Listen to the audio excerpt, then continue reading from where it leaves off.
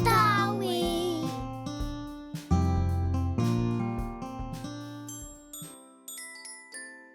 The Little Red Hen by Florence White Williams. Mixed and narrated by Jon Garcia. A little red hen lived in a barnyard. She spent almost all of her time walking about the barnyard in her pickety-peckety fashion, scratching everywhere for worms. She dearly loved fat, delicious worms and felt they were absolutely necessary to the health of her children. As often as she found a worm, she would call, "Chuck, chuck, chuck," to her chickies. When they were gathered about her, she would distribute choice morsels of her tidbit. A busy little body she was. A cat usually napped lazily in the barn door, not even bothering herself to scare the rat who ran here and there as he pleased. And as for the pig who lived in the sty, he did not care what happened, so as long as he could eat and grow fat. One day, the little red hen found a seed. It was a wheat seed, but the little red hen was so accustomed to bugs and worms that she supposed this to be some new and perhaps very delicious kind of meat. She bit it gently and found that it resembled a worm in no way whatsoever as to taste, although because it was long and slender, a little red hen might easily be fooled by its appearance. Carrying it about, she made many inquiries as to what it might be. She found it was a wheat seed, and that, if planted, it would grow up, and when ripe, it would be made into flour, and then into bread. When she discovered that, she knew it ought to be planted. She was so busy hunting food for herself and her family that naturally she thought she ought not to take time to plant it.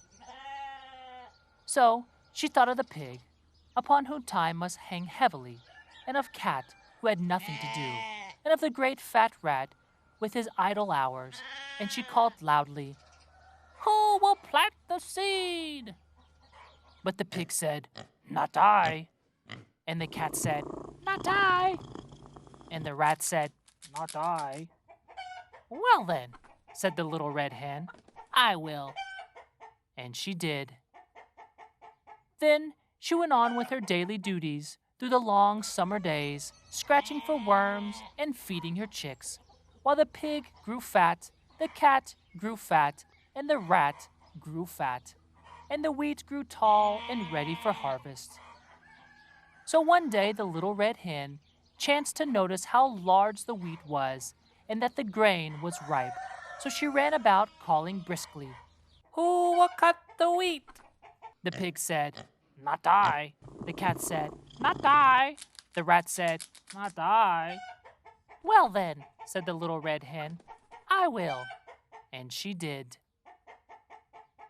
She got the sickle from among the farmer's tools in the barn and proceeded to cut off all of the big plant of wheat.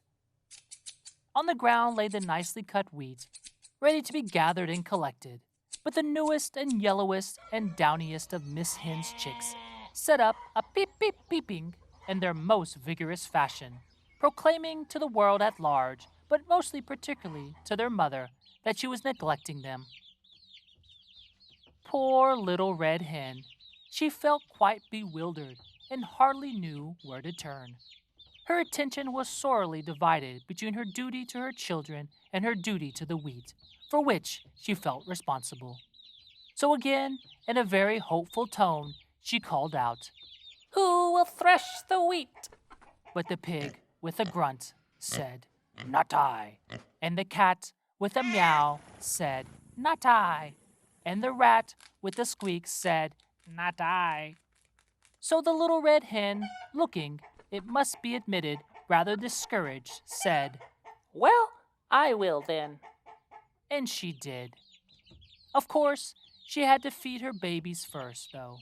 And when she had gotten them all to sleep for their afternoon nap, she went out and threshed the wheat. Then she called out, "Who will carry the wheat to the mill to be ground?"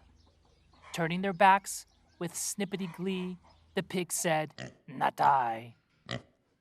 And the cat said, "Not I." And the rat said, "Not I."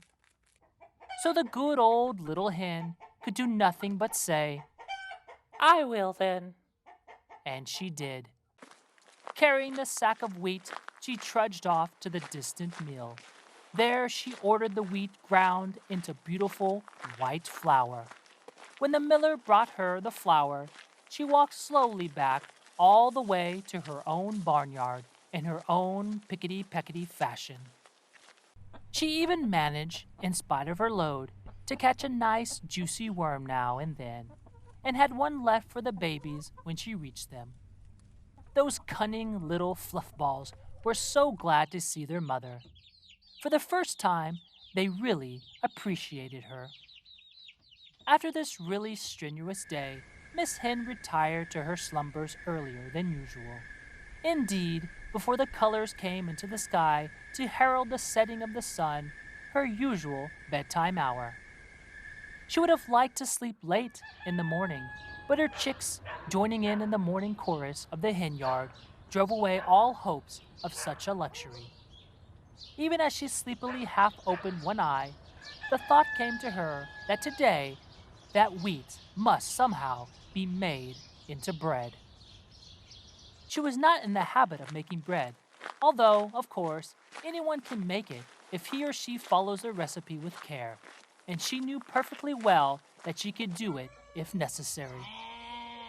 So after her children were fed and made sweet and fresh for the day, she hunted up the pig, the cat, and the rat. Still confident that they would surely help her some day, she sang out, "Who will help make the bread?" Alas for the little red hen! Once more her hopes were dashed. For the pig said, "Not I." The cat said, "Not I." And the rat said, "Not I." So the little red hen said once more, "I will then." And she did. Feeling that she might have known all the time that she would have to do it all herself, she went and put on a fresh apron and spotless cook's cap. First of all, she set the dough, as was proper. When it was time, she brought out the moldering board and the baking tins, molded the bread, divided into loaves, and put them into the oven to bake. All the while the cat sat lazily by, giggling and chuckling. And close at hand, the vain rat powdered his nose and admired himself in a mirror. In the distance could be heard the long-drawn snores of the dozing pig. At last the great moment arrived. A delicious odor flowed upon the autumn breeze. Everywhere the barnyard citizens sniffed the air with delight. The red hen ambled in her pickety-pickety way toward the source of all this excitement. Although she appeared to be perfectly calm, in reality she could only, with difficulty, restrain an impulse to dance and sing, for had she not done all the work on this wonderful bread? Small wonder that she was the most excited person in the barnyard. She did not know whether the bread would be fit to eat, but, joy of joys, when the lovely brown loaves came out of the oven, they were done to perfection. Then, probably because she had acquainted the habit, the red hen called, "Who will eat the bread?" All the animals in the barnyard were watching hungrily and smacking their lips in anticipation. And the pig said, "I will." And the cat said, "I will." And the rat said, "I will." But the little red hen said, "No, you won't. I will." And she did.